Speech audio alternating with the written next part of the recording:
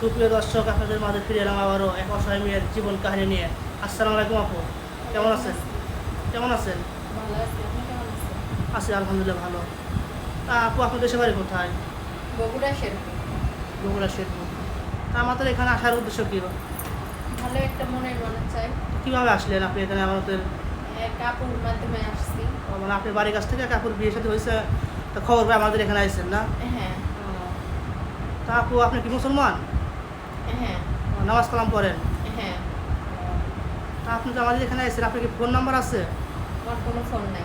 Phone নাই? তাহলে কীভাবে যোগাযোগ করবেন? আপনাদের মাধ্যমে। আমাদের নাম্বার থাকলে পরে আপনি আমাদের সাথে যোগাযোগ করলে পরে আপনাকে আমরা নিয়ে আসবো, এই তো? হ্যাঁ। আচ্ছা ঠিক আছে। তা আপনি পরিবারে কে কে আছে? আমার আপু আছে, আম্মু আছে, ছোট একটা ভাই আছে।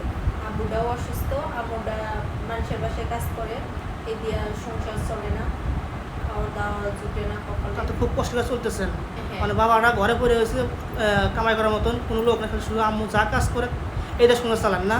হ্যাঁ তো খুব কষ্ট। আপনার ছোটো ভাই? ছোটো? হ্যাঁ, একদম ছোট। তাহলে আপু কি লেখাপড়া করছেন আপনি? হ্যাঁ, এসএসসি পাস। তো লেখাপড়া ভালোই করছেন।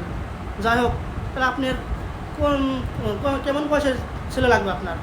যেমনই হোক, ছেলেটা একটু ভালো হলেই হবে। আপনার এই ভিডিওটা পাবলিক হচ্ছে আমাদের, বুঝছেন? দেশ থেকে প্রবাস থেকে অনেক ভাই দেখবে, আমাদের অনেক ব্লগ করবে। যদি কোনো প্রবাসী ভাই বয়স 30-40 বছর হয়ে গেছে, বিয়ে শাদী করতে চায়, আপনি কি ওইরকম লোককে বিয়ে করবেন? হ্যাঁ, সমস্যা নেই। অনেক ভাইয়ের মুখে দাঁড়িয়ে আছে, বা অনেক ভাই বিয়ে করছে, স্বামী বউ মারা গেছে, বা অনেক ভাইয়ের বাচ্চা কাচ্চা আছে, সেরকম ভাই যদি আপনি বিয়ে করতে চায়, আপনি কি রাজি আছেন? হ্যাঁ, রাজি আছি। আবার তাদের সাথে কোনো রাজি থাকবেন, পরে আবার বিদেশ চলে যাবো গা, পরে আপনার প্রতারণা করবেন, টাকা পয়সা হাতে নিয়ে আপনি চলে যাবেন গা। না না না, এগুলো কাজ হবে না। কারণ এটা আপনারও বদনাম হবে, আমাদের ছেলেমেয়েরও বদনাম হবে।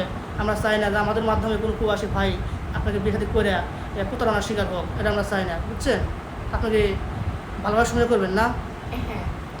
তা যার সাথে আপনি বিয়ে হোক, আপনার স্বামী যদি কোনো বাবা মা থাকে, তার বাবা মাকে আপনি কি অত্যাচার করবেন? না, নিজের বাবার মতো দেখবো। আচ্ছা ঠিক আছে। তাহলে আপনার ফোন নাম্বার নেই না? না। সুপ্রিয় দর্শক, স্ক্রিনে আমাদের নাম্বার দেওয়া থাকবে, মানে ইউটিউব চ্যানেল কর্তৃপক্ষের নাম্বার দেওয়া থাকবে, এই নাম্বারে যোগাযোগ করবেন। কেউ ভিডিও ফোন দিবেন না, সবাই অডিও ফোন দিবেন। আপুর সাথে যোগাযোগ করে দেবো ইনশাল্লাহ। আপুটি খুব অসুস্থ, খুবই দরিদ্র ঘরের মেয়ে, বিয়ে শাদীর জন্য আমাদের কাছে আসছে।